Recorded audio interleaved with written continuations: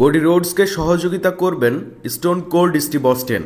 বর্তমান সময়ে ডাব্লিউডাব্লিউই এর বিভিন্ন বড় বড় সোর্সের পক্ষ থেকে জানা গিয়েছে রোমান রেঞ্জ এবং কোডি রোডসের ম্যাচটিতে কোনো না কোনো বড় ভূমিকা রাখতে পারেন স্টোন কোল্ড স্টিভ অস্টিন এবং জন সিনা। হলিউড সুপারস্টার দ্য রক যখন কোডি রোডসকে ভয়াবহ আক্রমণ করেছিলেন ব্যাকস্টেজে, ঠিক সেই সময়ে পেছনের সাইডে স্টোন কোল্ড স্টিভ অস্টিন এবং জন সিনার ব্যানার টাঙানো ছিল।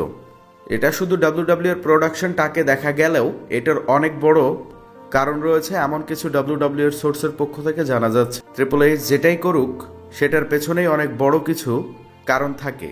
যে সময় রক কোডি রোডসকে আক্রমণ করছিলেন ব্যাকস্টেজে, সে সময়ে পেছনে ব্যানার দেখা যাচ্ছিল জন সিনা এবং স্টোন কোল্ড স্টিভ অস্টিনের।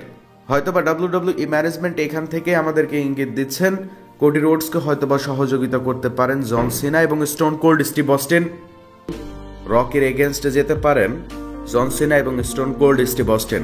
ধন্যবাদ।